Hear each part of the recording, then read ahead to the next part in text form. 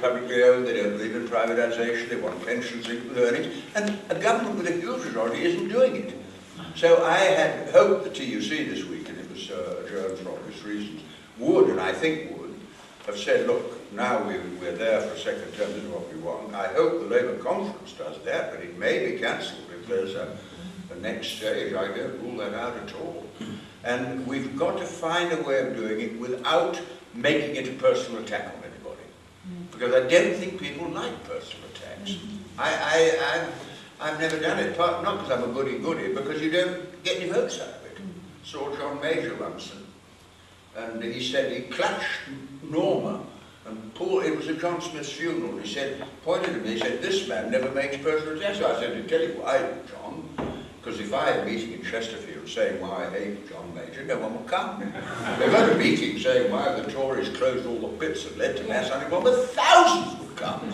And we ought to be on the issue. Now, you come to the question of Chesterfield. Chesterfield is a Labour town and not a new Labour town. And it's incredible that in an election where, you know, we held our own, because in '97, the last time I stood, I had an overall majority over Liberal and Tory.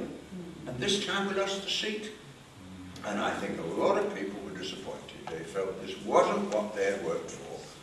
And I'm not blaming Reg Racing for it as best he could, but the local party there was utterly demoralised by the experience of the last few years. Lone parents, tuition fees, 75p for pensions and so on.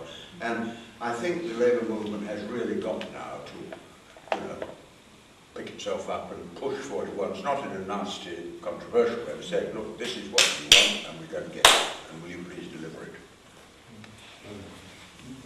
I'm getting too long answers, because we've got to finish. Sorry.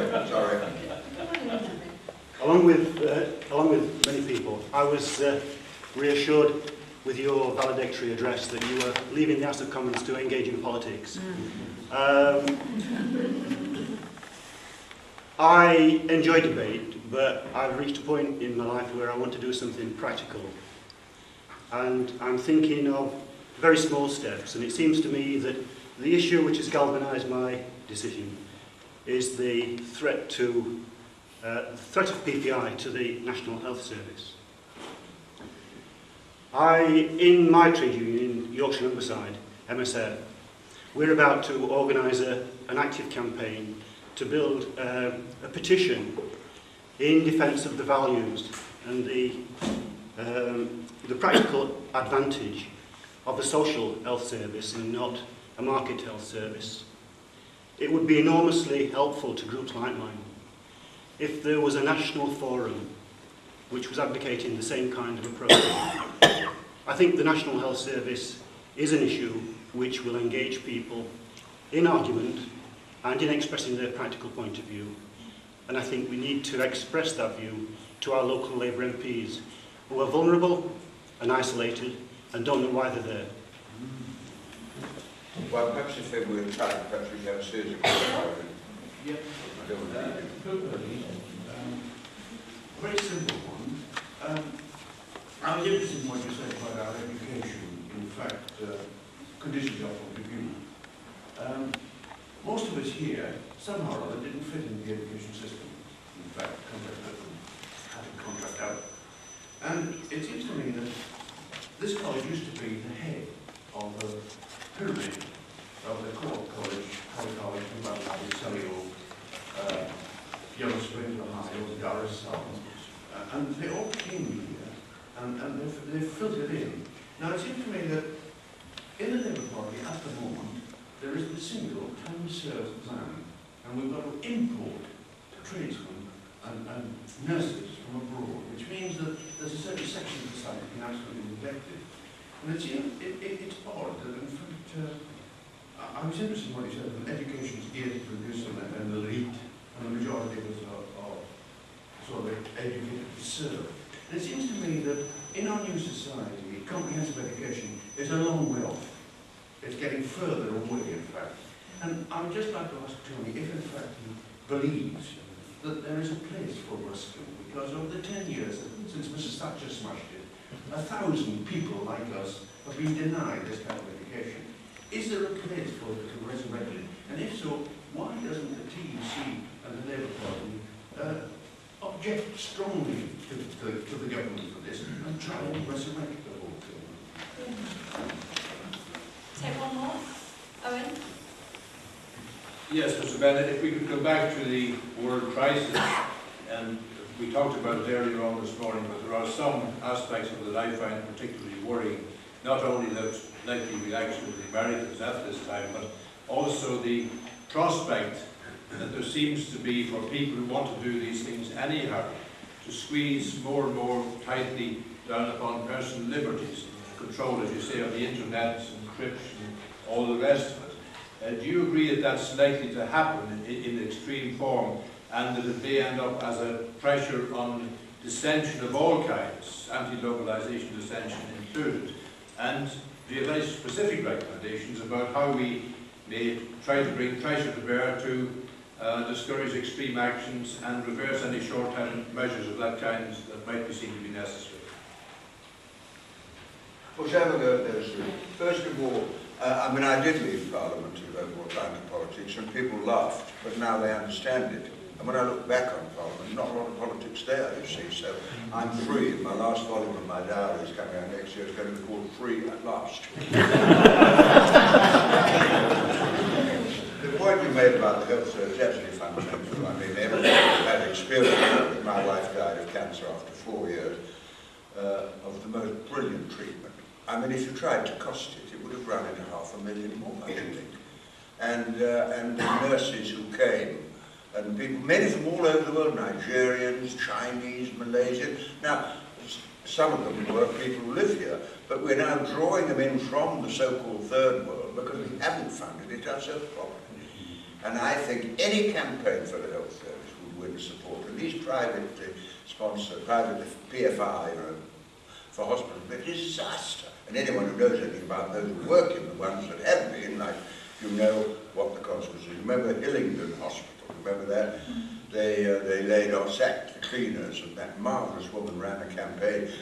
Actually, Unison cancelled their support, and she still won. And I think that's something we should do. Now, on the role of Ruskin, I mean, I do think that is of fundamental importance. And if anything were to happen to weaken or damage or lose Ruskin when there is a Labour government in power, it would be an outrage. Because the access that it has provided to people who've missed before. But anyway, why should it be seen necessarily in the old context? There are many ways in which people have an opportunity. Do you know, I remember one case, it interested me very much, in 1974 when I was Secretary for Industry. The European Commission said, we will provide £25,000 for a study of movements in and out of the Welsh labour market. So I said, well, that's a very interesting idea. Why don't we break it up into £5,000 and give a sabbatical to people who work in the Welsh labour market? And all hell broke loose. No, I was reported to the Public Accounts Committee. And you know, I hate to say this, but Len Murray summoned me to the Congress. I said, you've no right to give money to trade unionists without my permission. And actually, I did give. I said, well, I'm sorry, that's what I'm going to do. And 5 people in South Wales got a sabbatical, working on the problems of the Welsh labour movement, went back into work, and of course that experience was available. If it had been some professor, he would have written a report, got dust on the book, showed nobody taking notice. We've got to integrate, I mean, I sound like Mao Zedong, but integrate theory and practice. And he was absolutely right about that. And I remember another occasion, the Home Office paid £10,000 to somebody to study poverty in Lambeth. I thought, well, Christ's sake, why don't they give it to the people in Lambeth? Live off the poverty of others, instead of using the money to allow people who are in this situation to do something about it. Now, on civil liberties, you're absolutely right. I think civil liberties are very gravely under threat. I mean, there's a terrorism bill which anyone associated with any national movement is now a terrorist. I went to a meeting the other day with the Kurds and the Palestinians and so on. I'm sure it was guilty of an offence by going. But no, they will clamp down on everything. And that's what I meant about fear as a bad guide, it will be justified. And maybe the people in Genoa would be called terrorists. I mean, some of the ministers have got a bit near it anyway. Again, they were churchmen and women and environmentalists. It's very, very easy, isn't it, to call somebody a terrorist because you don't like what he's doing.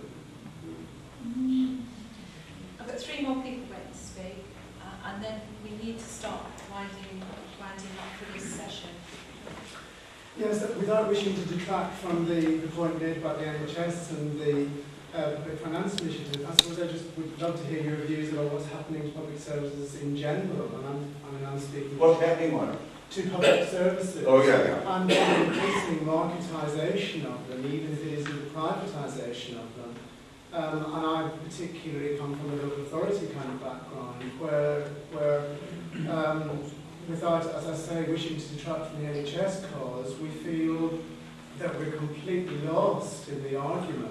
And during the election, it felt as if the only public servants were teachers or nurses. But there's a whole kind of welter of public service that is just drowning in increasing privatisation by stealth and marketisation and very sophisticated management techniques that are completely diminishing any sense of public service. And I personally, and know that I'm working alongside a lot of colleagues, feel totally powerless to sustain any kind of debate about the whole ethos of certain local authority public service, which is the backbone of any community. And I would really like to hear your thoughts on that. Yes, I want to make a contribution, which is that I'm not as old as you, but I'm lucky one of it now. And I too was in the Blitz in London as a small child, and I remember that very clearly. And it seems to me now that a broad view of the world, it seems to me a kind of critical point, much as it was in the 30s, insofar as there are several forces which act to benefit capitalism, to use the Marxist word. First of all, there's the globalisation of the firm or the company or whatever you like to call it. There's the globalisation of the world economy. Running alongside this, of course, there are new systems of information control and transfer which make the operation of a global company possible in a way that it wasn't possible even 20 years ago.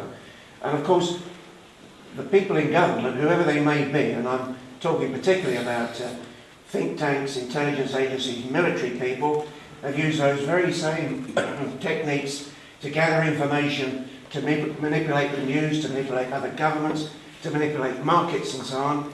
The speaker yesterday referred to the fact that ERA hadn't signed the Nice agreement.